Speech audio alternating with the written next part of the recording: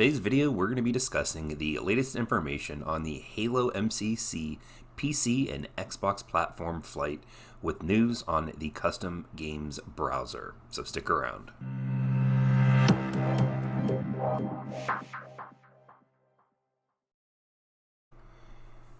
As of the recording of this video, we are currently in the middle of the PC and Xbox platform flight for the next season, Season 6 of the MCC. Now, currently, we are still awaiting the mid-flight patch, and with that mid-flight patch, it was supposed to bring a whole host of some changes, one of which being the custom games browser that was at the time only going to be compatible with Halo Reach in the flight. 343 outlined in the Flighting and Development blog update that I have covered in the previous video that they are going to be updating and building the custom games browser in phases. Each phase is going to incorporate another title in the MCC, and currently we were supposed to be testing the Halo Reach version of the custom games browser.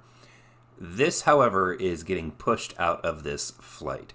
With a tweet from 343 Postums over here at Twitter, we have the message that reads, "Hey all, as a heads up, the team is making progress on this game's update, but the custom games browser will require time that is beyond the scope of the current flight. We will be updating the flight, but unfortunately, Phase 1 for the custom games browser will not be flighted at this time." Now, this is something that I will commend them for. They need to take their time and work and make sure that this is a functioning feature of the MCC. Now, I'm going to be expecting that this is not coming with Season 6, like most of us had anticipated previously. But nonetheless, we will probably get another flight at a later date with this feature either being the front line of the flight or at least a major part of that flight. Looking down at his follow-up tweet, he says, "We will keep everyone informed of when and where to expect this highly anticipated feature to be available to play and to check out. It's really close. It just needs a bit more time to bake." So they are working on it.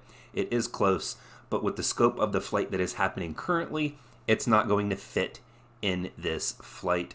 And if it's not in this flight, I could pretty much guarantee that it's not going to be in Season 6, unless Season 6 gets delayed, and I don't think that they want to do that because they want to have a very strict schedule for each season leading up to the release of Halo Infinite.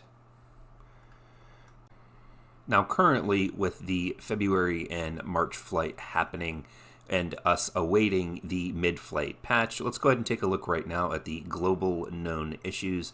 And these are things that I expect to be cleaned up with this next mid-flight patch that we should be receiving. Now, looking at this is of course on the Halo support site, and the link for this will be in the description in case you guys want to go ahead and take a look at this for yourself. But overall general, closing the game in Windows 7 or 8 causes the game to crash. Shifting the computer's focus away from the Master Chief Collection splash screen that appears when launching the game occasionally causes it to become a background process. And this requires a force close of the game with the task manager. Now, with the user interface, when playing in split-screen co-op with one player and mouse and keyboard with the other and using a controller, actions on the controller block the input of the mouse and the keyboard. In the configurations bindings menu, the Set for All Games button doesn't apply key bindings to all titles. Under audio settings, the Restore Default button changes the voice chat settings to their last saved values instead of their default values. In the affected game settings, audio input-output, device voice change, and voice chat thresholds. In non-English languages, under the audio settings, the game audio input, device voice chat, voice output, and voice chat threshold settings have debug text in their tooltips instead of short descriptions. Now, moving on with the Halo 3 known issues. The new Season 6 customizations for the Warthog and Gunner, Goss, and Mongoose vehicles display their names and descriptions in the debug text. New Season 6 animated visor, neon, and cool depth have different colors in the customization menu than previewed during gameplay. With Season 6 animated visors, they will appear transparent and reflect their surroundings during gameplay. Backpack customization choice returns to default after restarting the game. Backpack models clip through certain chest armors. Secondary weapons in the player's back clip through the new Season 6 chest armor customization. The turret on the Warthog Gunner vehicle ignores equipped Season 6 customization and appears very dark instead. The Azure tech suit is different color in the customization menu preview than in the actual gameplay. When it comes to multiplayer with the waterfall map, various visual polish issues exist. Some environmental vehicles will occasionally appear static instead of animated. Performance can drop significantly in certain areas on the map, and this is something not experienced as much on PC, but on the Xbox One, the Xbox One X specifically that I play on, the frame drops in these sections of this waterfall map are insanely bad, to the point where it almost renders the map unplayable. But of course, if you quit, you get a ban penalty. The name of the map shows up in debug waterfall text in the theater clip descriptions, and when the globe room jumping into the window or flying near it in the monitor, causing the player to get stuck. On Edge, they have various visual polish issues exist. Weapons on the ground and Spartan models appear to hover slightly above the ground in some areas. I've noticed that as well. Walking over certain steps forces players to jump. Ground collision is bumpy with a few areas that appear flat.